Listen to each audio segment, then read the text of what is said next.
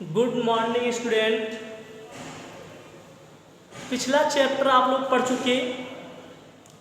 हमने अपनी तरफ से सारा काम किया। जो भी कुछ कमियां रही, अगर आप लोगों ने बताया होता कि ये समझ में नहीं आता, समझ में नहीं आया, तो उस कमी को दूर करने का प्रयास किया जाता। लेकिन आप लोगों ने कोई भी कमेंट, किसी प्रकार का कोई क्वेश्चन नहीं आया, तो हम मानते हैं कि वो चैप्टर आप लोगों को बहुत बेहतर, बहुत अच्छी तरह से समझ में आया होगा। ठीक, तो आज हम अगला चैप्टर शुरू करते हैं। ठीक, अगला चैप्टर आप लोगों का यही है, तत्वों का वर्गीकरण एवं गुण धर्मों में आवर्तिता। तत्वों का वर्गीकरण, तत्वों का वर्गीकरण एवं तत्वों का वर्गीकरण एवं गुण धर्मों में आवर्तिता। गुण धर्मों में आवर्तिता।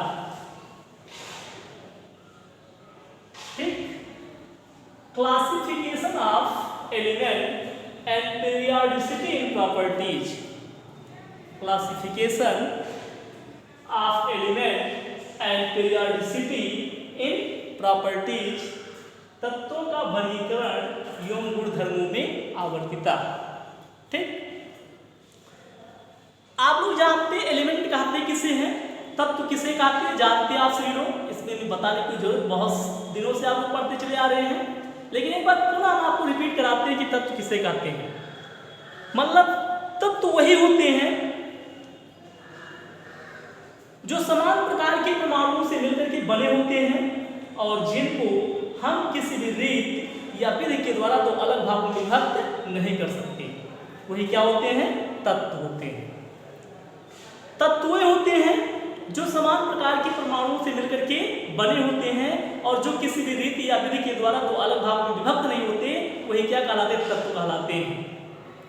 ठीक, जब पहले तत्वों की संख्या बहुत कम थी तो लोग क्या करते थे, बड़े आसानी के साथ सभी तत्वों के बारे में अलग अलग अध्ययन कर लेते थे और उनसे जो भी योगी बने होते थे उनको भी मतलब उनके भी बारे में जानकारी प्राप्त कर लेते थे। लेकिन जैसे से क्या होने लगी, तत्वों की संख्या बढ़ने लगी, वैसे वैसे तत्वों के गुणों के अध्ययन में लोगों को क्या होने लगी, कठिनाई होने लगी।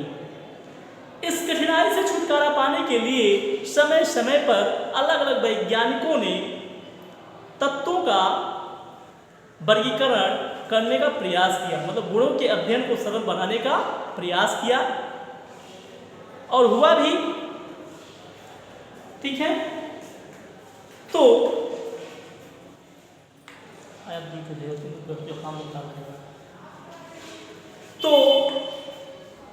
यहाँ पर देखते हैं, सबसे पहले सुझाव दिया था, मतलब पुराने जो भी वैज्ञानिक को आप लोगों ने 10 में पढ़ा था, जैसे कौन थे, प्राउस्ट ने तत्वों के वर्गीकरण में अपना सुझाव दिया था। डोबेराइनर थे और जो भी थे, लोथरमियर थे, न्यूलैंड थे। इन सब वैज्ञानिकों आप लोगों ने पढ़ा था।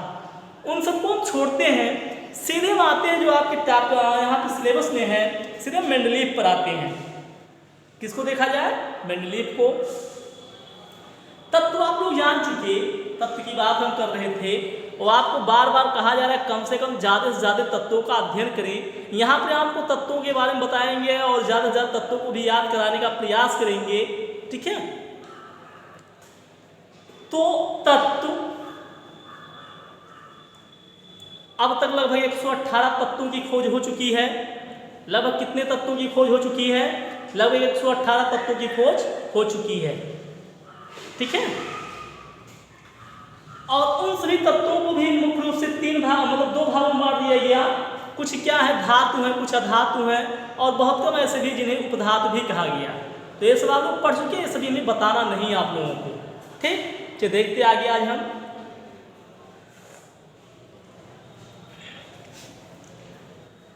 सबसे पहले हम आपको बताते हैं आज मूल आवर्त नियम क्या है। मूल आवर्त नियम ठीक, मूलावर्त नियम, मूलावर्त नियम जो दिया था, मूलावर्त नियम किसने दिया था? डी.आई. मेंडलीफ ने, डिमिट्रिक इवानोव्स्की मेंडलीफ। तो मूलावर्त नियम आप भी आप लोग पढ़ चुके हैं, अभी पढ़े होंगे आप 10 में, ज़्यादा नहीं 4-5 महीना हुआ, लेकिन भूल गए होंगे। ठीक, मूलावर्त नियम आप जानते हैं, आपको डबल इन्वर्टेड कॉमा दिखाया गया, जानते हैं सभी लोग। इस नियम के अनुसार, इस नियम के अनुसार इसको नोट कर लीजिएगा आप सभी लोग, तत्वों के भौतिक तथा रासायनिक, तत्वों के भौतिक तथा रासायनिक गुण उनके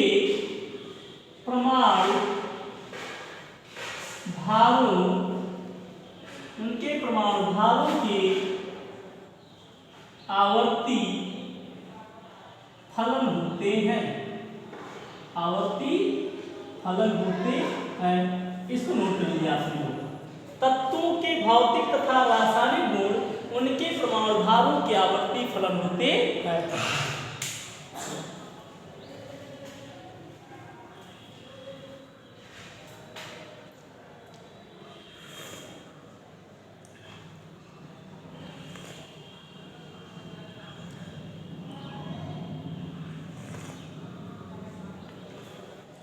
हो गया, नोट कर लीजिएगा। आगे हम देखते हैं, इसी नियम के आधार पर मेंडलीफ ने अपनी आवर्त सारणी बनाई। ये नियम किसने दिया था? इसे हम मेंडलीफ का मूलावर्त नियम भी कहते हैं। ठीक है, मेंडलीफ ने दिया था, उन्हीं के नाम से हम क्या मेंडलीफ का मूलावर्त नियम, चाहे मूलावर्त नियम का या मेंडलीफ का मूलावर्त नियम का, दोनों एक ही हैं। तो आप जान चुके मेंडलीफ का मूलावर्त नियम। एक शब्द आप याद रखिएगा, परमाणु भार। मतलब जो नियम दिया गया किसके आधार पर दिया गया? परमाणु भार के आधार पर दिया गया है। ठीक, तो मेंडलीफ का मूलावर्त नियम आप लोग जाने, और इसी आधार पर क्या किया गया? इसी आधार पर आवर्त सारणी का निर्माण किया गया। आप हेडिंग डालिएगा मेंडलीफ की मूलावर्त सारणी। क्या हेडिंग डालेंगे? मेंडलीफ की मूलावर्त सारणी। हेडिंग डालिएगा मेंडलीफ की मूलावर्त सारणी, मेंडलीफ की मूलावर्त सारणी। इसको मिटाते हैं ऊपर से हम सारणी बनाएंगे, आप लोग मिटाएंगे। मेंडलीफ की मूलावर्त सारणी, हेडिंग डाल दीजिएगा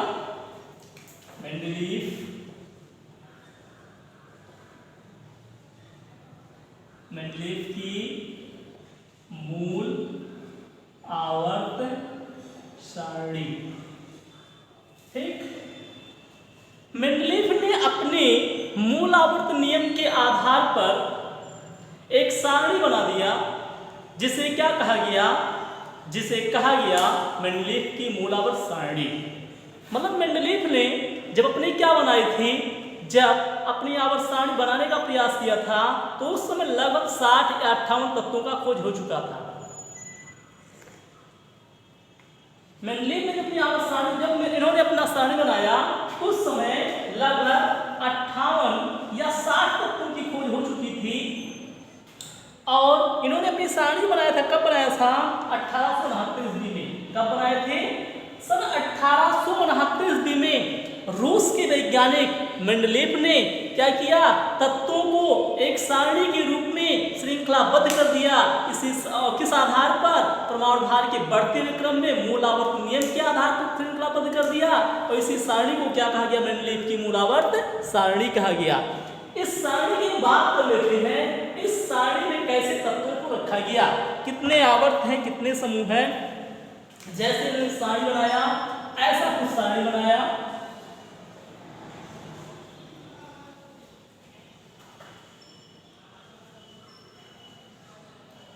यही मेंडलीफ की सारणी है। ठीक है, दिखाई नहीं दे रहा शायद आप लोगों को, ये लाइन आपकी है।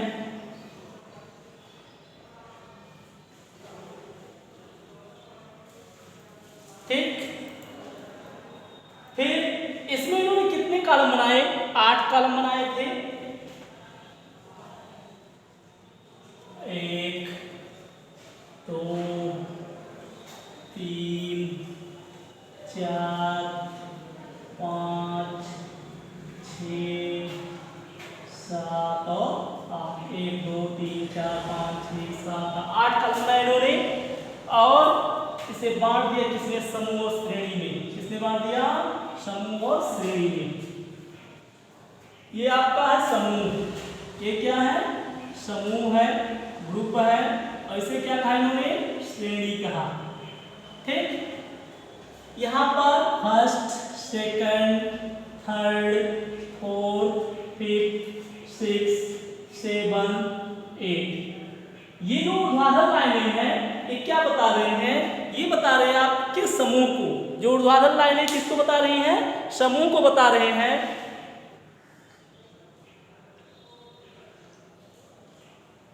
और यहाँ पर 12 और कॉलम बना दिए, जैसे 1 2 3 4,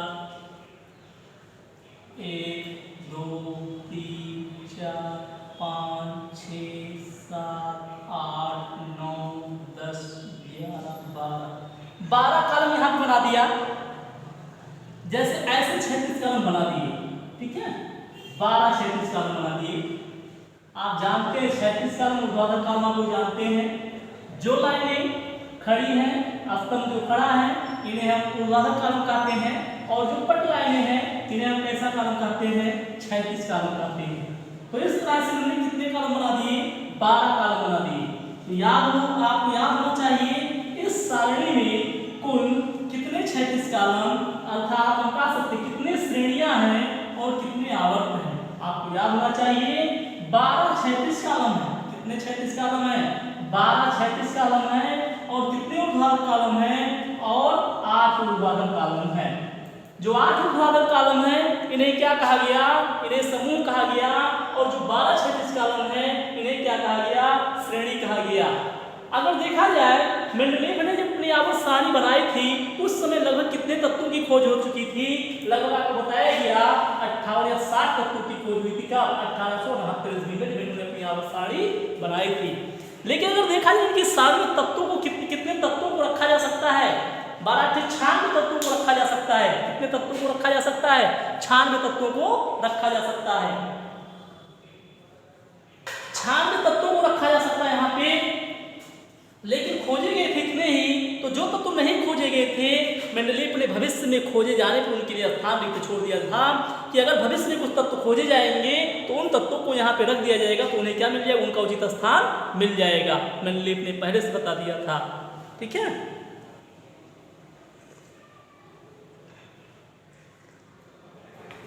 जैसे यहाँ पे कुछ तत्व रखे गए हैं, हाइड्रोजन है, लिथियम है, ठीक, सोडियम है, पोटेशियम है, ये सभी तत्व रखे गए। यहाँ पे बेरिलियम है, बोरान है, beryllium boron, carbon, nitrogen, oxygen, fluorine है, ठीक। और जो तत्व नहीं खोजे गए थे उनके लिए क्या किया, ऐसे रिक्त स्थान छोड़ दिया था, ठीक। ये हो गया। मैग्नीशियम है, एल्युमिनियम है, सिलिकॉन है, फास्फोरस है, सल्फर है, क्लोरीन है, ठीक। ये हो गया। और जैसे मैग्नीशियम, पोटेशियम, कैल्शियम है, ठीक, टाइटेनियम, वेनेडियम और सीआर है, ठीक। टाइटेनियम है, वेनेडियम है, सीआर है और यमियन है। ये सभी तत्व खोजे गए थे, और जो तत्व नहीं खोजे गए हैं उनके लिए क्या किया था, उन्होंने रिक्त स्थान छोड़ दिया था, ठीक है। यहाँ पर एक्चुअली खोजा गया था, इन सभी तत्वों को रखा गया। तो इस तरह से उन्होंने आवर्त सारणी बनाई थी। एक मिनट,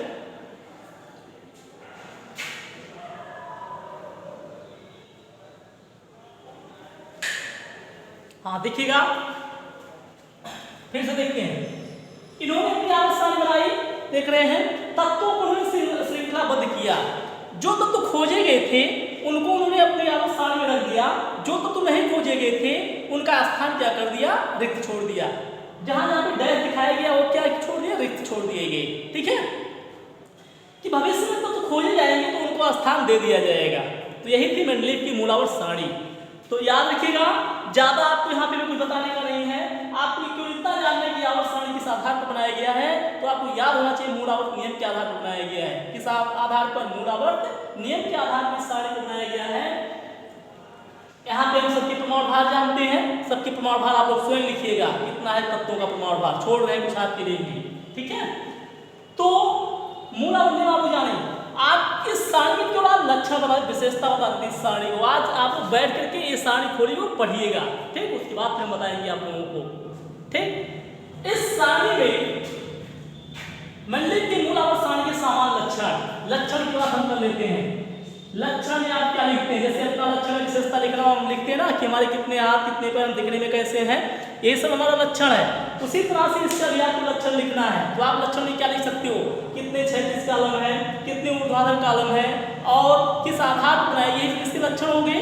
ठीक, तो पहला पॉइंट हम लोग जानते हैं, इस सारणी को तत्व उनके प्रमाण भार के बढ़ते हुए क्रम में रखा गया। इस सारणी में तत्वों को उनके प्रमाण भार के बढ़ते हुए क्रम में रखा गया, पहला लक्षण। इस सारणी में तत्वों को उनके प्रमाण भार के बढ़ते हुए क्रम में रखा गया है। दूसरा लक्षण क्या जानते हैं, पहला लक्षण हो गया। दूसरा लक्षण में जानते हैं, इस सारणी में 8 ऊर्ध्वाधर कॉलम है। इस सारणी में कितने ऊर्ध्वाधर कॉलम है, 8 ऊर्ध्वाधर कॉलम है, जिन्हें हम क्या कहते हैं, आवर्त कहते हैं। जिन्हें क्या कहते हैं, आवर्त कहते हैं। इस सारणी में कुल 8 ऊर्ध्वाधर कॉलम है, जिन्हें हम क्या कहते हैं, आवर्त कहते हैं। इस सारणी में कुल 8 ऊर्ध्वाधर कॉलम है, जिन्हें हम क्या कहते हैं, जिन्हें हम समूह कहते हैं। ठीक, इस सारणी में कुल 8 ऊर्ध्वाधर कॉलम है, जिन्हें हम क्या कहते हैं, समूह कहते हैं। ये हो गया। तीसरा पॉइंट हम जानते हैं, इस सारणी में कुल 12 क्षैतिज कॉलम है। इस सारणी में कुल कितने क्षैतिज कॉलम है, 12 क्षैतिज कॉलम है, जिन्हें आप क्या कहते हैं, जिन्हें आप श्रेणी कहते हैं। क्या कहते हैं, श्रेणी कहते हैं। इस सारणी में कुल 12 क्षैतिज कॉलम है, जिन्हें आप क्या कहते हैं, श्रेणी कहते हैं। ये हो जाएगा। अगला पॉइंट हम देखते हैं। अगला पॉइंट आप क्या देख रहे हैं कि कहीं कहीं पर सारणी में स्थान को क्या किया गया है, सारणी में स्थान को रिक्त छोड़ा गया है। तो अगला पॉइंट ये हो जाएगा कि इस सारणी में तत्वों को श्रृंखलाबद्ध करते समय, इस सारणी में तत्वों को श्रृंखलाबद्ध करते समय कहीं कहीं पर सारणी में स्थान को क्या कर दिया गया है, रिक्त छोड़ दिया गया है। ठीक है, तो यही सारणी की विशेषता है। इसको आप लोग नोट कर लीजिएगा। ये मेंडलीव की मूलावर्त सारणी के सामान्य लक्षण है। कोई दिक्कत, लक्षण आप लोग जान चुके मेंडलीव की मूलावर्त सारणी के। अगर कोई समस्या तो एक बार फिर से बता देते हैं।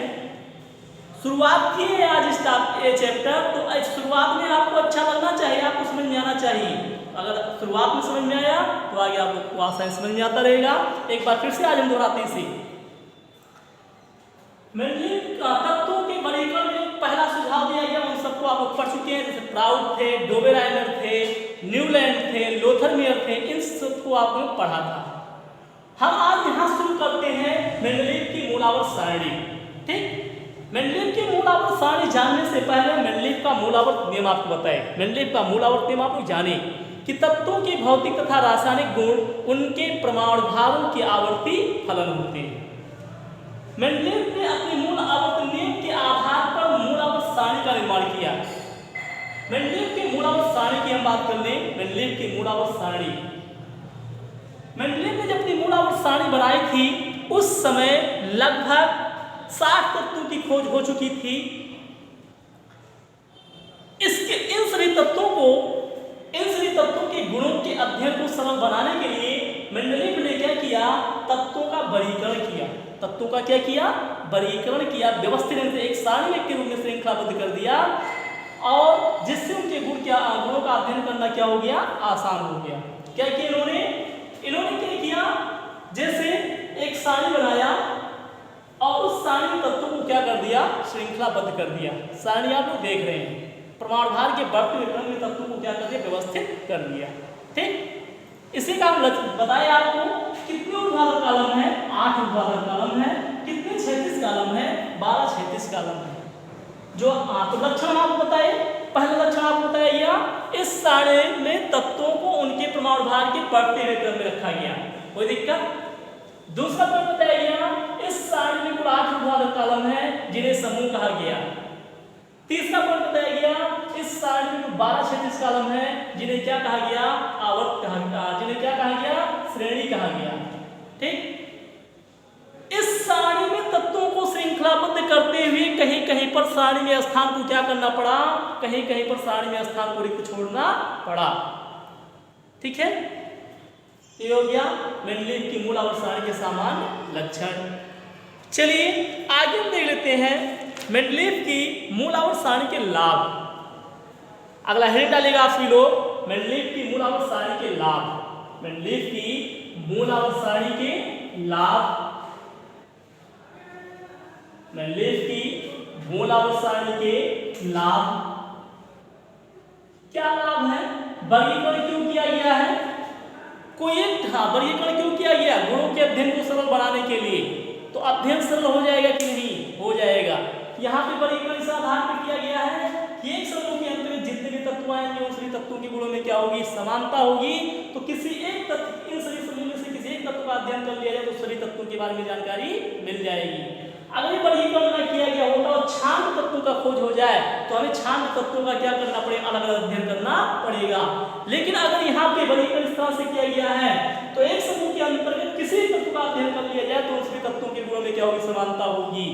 तो हम केवल 8 तत्वों का अध्ययन कर ले, हमें समस्त तत्वों के बारे में जानकारी मिल जाएगी। इसीलिए क्या किया गया, वर्गीकरण किया गया तत्वों के गुणों के अध्ययन को सरल बनाने के लिए।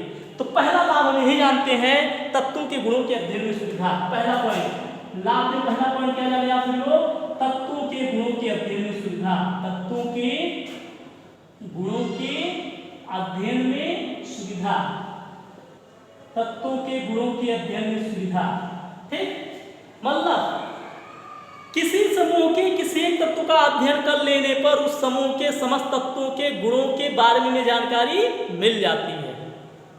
जैसे इसमें अगर 12 तत्व लिखे गए होते तो किसी एक तत्व का अध्ययन कर ले तो समस्त तत्वों के बारे में जानकारी मिल जाएगी, क्योंकि एक समूह के अंतर्गत तो उन्हीं तत्वों को रखा गया है जिनके गुणों में क्या पाई जाती है, समानता पाई जाती है। कोई दिक्कत नहीं, पहला पॉइंट कंफर्म हुआ। दूसरा है सही परमाणु भार ज्ञात करने में सहायता। दूसरा पॉइंट हम लोग जानते हैं, सही परमाणु भार ज्ञात करने में सहायता। मेंडलीव की मूल आवर्त सारणी से तत्वों के सही परमाणु भार ज्ञात करने में भी सहायता मिली। तत्वों के सही परमाणु भार ज्ञात करने में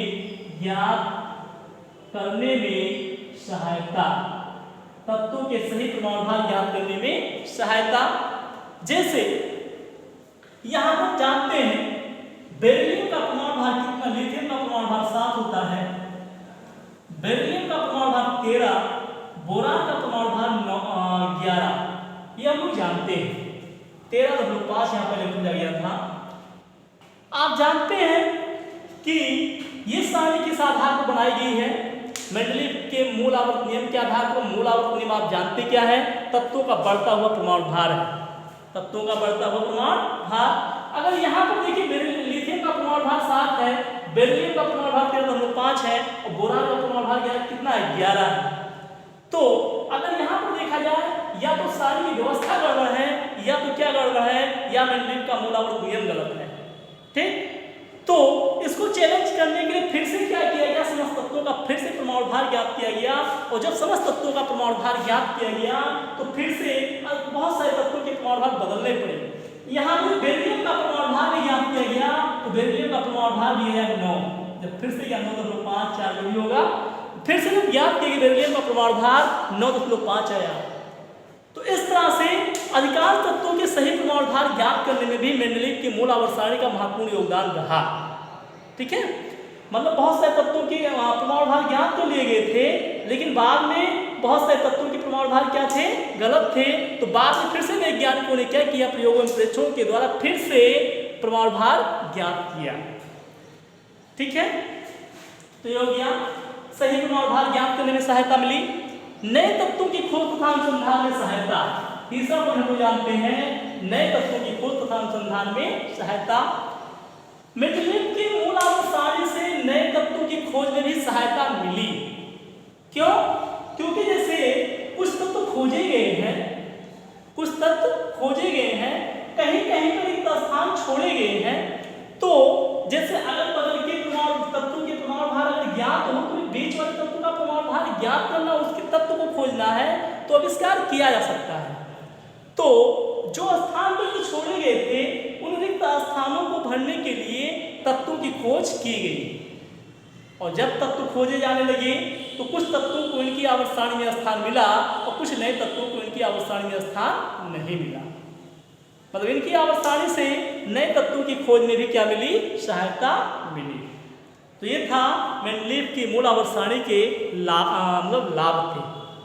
तत्वों के गुणों के अध्ययन में सहायता मिली, सही परमाणु भार ज्ञात करने में सहायता मिली, नए तत्वों की खोज और अनुसंधान में भी क्या मिली? सहायता मिली। कोई दिक्कत?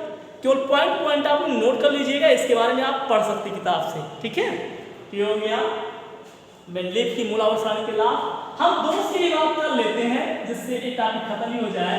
मेंडलीव की मूल आवर्तसारणी के दोष, अगला टॉपिक अगला हटा देगा। मेंडलीव की मूल आवर्तसारणी के दोष, मतलब कुछ कमियां भी रही। कैसी कमी रही इसको हम देख लेते हैं।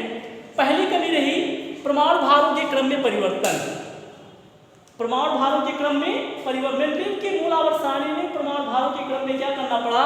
परमाणु भारों के क्रम में परिवर्तन करना पड़ा। पहला पॉइंट नोट कर लीजिए, ज्यादा इसमें कुछ नहीं, आप पढ़िएगा देखिएगा। ठीक है, परमाणु भारों के क्रम में परिवर्तन। किताब होगा तो आप पढ़िए, बैठ के पढ़िए, अच्छा भी लगेगा और समझ में आएगा। ठीक, आज थोड़ा जो है तबीयत मतलब ठीक नहीं। परमाणु भारों के क्रम में परिवर्तन। दूसरा पॉइंट है अनेक नए तत्वों के लिए उचित स्थान का अभाव। ये आपको पता है, जब भविष्य में तत्व खोजे जाने लगे तो कुछ जो स्थान यहाँ पे छोड़े गए थे तो कुछ तत्वों को क्या मिला? उनकी आवर्तसारणी में, मतलब कुछ तत्व जो रिक्त छोड़े गए थे, कुछ स्थान जो छोड़े गए थे रिक्त, जब तत्व खोजे जाने लगे तो कुछ तत्वों को उनका स्थान मिला, लेकिन कुछ तत्वों को उचित स्थान नहीं मिल सका। यही है अगला पॉइंट, अनेक नए तत्वों के लिए उचित स्थान का अभाव। ठीक, अगला पॉइंट समस्थानिकों तथा संभारिकों की खोज। समस्थानिकों तथा संभारिकों की खोज, जब समस्थानिक और संभारिक भी खोजे जाने लगे तो उनकी आवर्तसारणी में इन सभी तत्वों को रखने में क्या हो रही थी? असुविधा हो रही थी। ठीक है, तो ये हो जाएगा लास्ट पॉइंट आपका। तो यहाँ से पता चला तत्वों का जो मूल लक्षण होता है परमाणु भार नहीं होता बल्कि परमाणु क्रमांक होता है। ठीक है, तत्वों का मूल लक्षण क्या होता है? परमाणु भार नहीं होता है बल्कि परमाणु क्रमांक होता है। तो जो अगली सारणी दी जाएगी वो किसके आधार पर दी जाएगी? परमाणु क्रमांक के आधार पर दी जाएगी। ठीक है, चलिए ठीक, आप लोग पढ़िएगा, अगर ना समझ में बताओ एक बार फिर से बता देंगे। ठीक है, धन्यवाद।